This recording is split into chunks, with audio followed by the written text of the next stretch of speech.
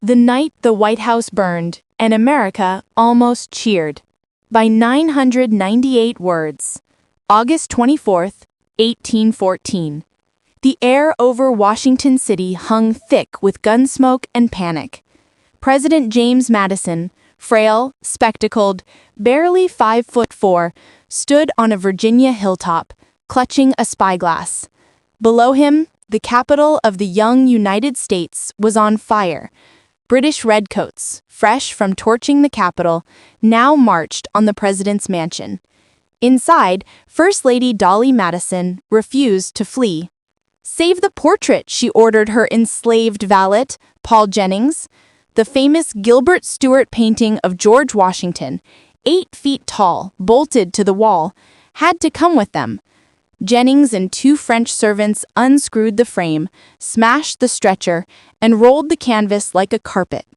Dolly stuffed silverware into her reticule, grabbed the Declaration of Independence's leather tube, and rode out in a wagon as cannonballs whistled overhead. By dusk, the mansion's windows glowed orange. British officers sat at the abandoned presidential table, toasting Jemmy's health with his own wine, then piled the furniture into a bonfire. The flames leapt 200 feet, visible from Baltimore.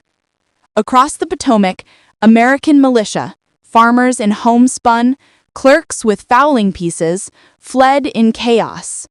They had been routed at Bladensburg in what soldiers later called the Bladensburg Races. A single Congreve rocket had scattered 3,000 men. The British commander, Major General Robert Ross, rode a gray horse through the deserted streets, marveling at the silence. "They left us the keys," he laughed. Yet the burning was not the worst of it. The deeper wound was psychological. For 38 years, Americans had boasted of invincibility.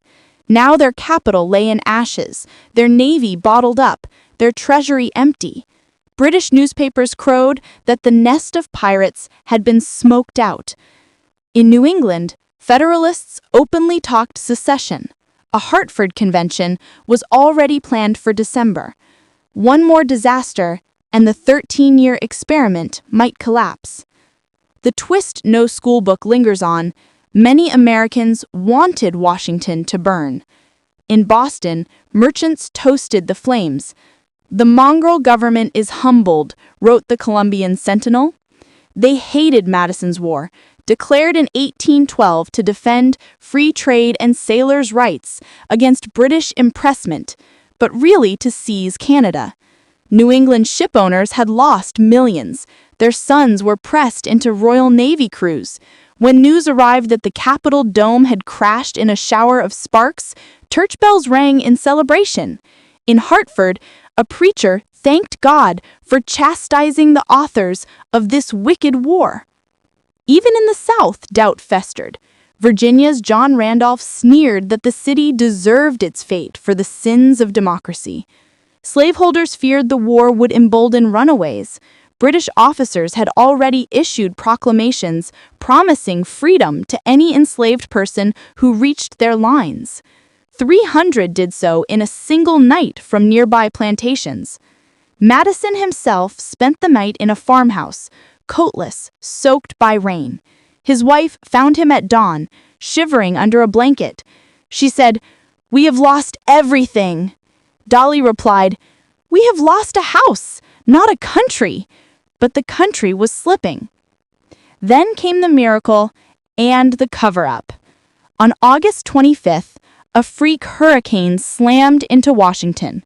Tornado force winds extinguished the fires, collapsed British supply tents, and killed 30 redcoats under falling trees. Terrified sailors reported waterspouts on the Potomac. Ross, spooked, ordered retreat. As the British marched away, American stragglers crept back to find the Patent Office untouched. Its clerk had begged the invaders to spare the records of human genius. The Treasury building still stood. The charred mansion's stone walls remained, blackened but defiant. The storm saved more than buildings. It saved the idea. Newspapers spun the gale as divine intervention, God's whirlwind against the invaders. Madison, ever the strategist, seized the narrative. He returned to the ruins in a borrowed coat, posed for engravings amid the rubble, and vowed reconstruction. Congress, shamed into unity, voted funds. The Hartford Convention fizzled. Secession talk died with the war's end in December. But the cover-up began immediately. Dolley's heroism, real as it was, became legend, eclipsing the enslaved men who actually carried the Washington portrait. Paul Jennings later wrote in his memoir, the first from inside the White House, that he had saved the painting, yet history credited the First Lady. The British toast at Madison's table? Edited out of polite retellings. The New England cheers? Buried in footnotes. Textbooks reduced the burning to a single paragraph. The British burned Washington, but a storm put out the fires. The mansion itself was whitewashed. Literally. When rebuilt in 1817, workers painted the soot-stained sandstone bright white to hide the scorch marks. The White House nickname, born of necessity, became a symbol of purity. No one mentioned that the paint covered British bayonet scratches still visible on the original stones. One final secret: the war's most decisive battle happened after peace was signed. On January 8, 1815, Andrew Jackson's ragtag army, pirates, Choctaw warriors, free black militiamen, slaughtered 2,000 British veterans at New Orleans. News of the treaty arrived weeks later. Americans, starved for victory, forgot the capital's humiliation. The era of good feelings began. Today, tourists snap selfies in front of the pristine North Portico. Few notice the faint scorch lines beneath the paint, or the small brass plaque inside honoring Paul Jennings. The night the White House burned is remembered as a footnote, not a near-death experience for the Republic, but every August, when humidity thickens and thunder rumbles over the Potomac, old-timers swear the air still smells of smoke, and of a nation that came within one storm of cheering its own funeral pyre.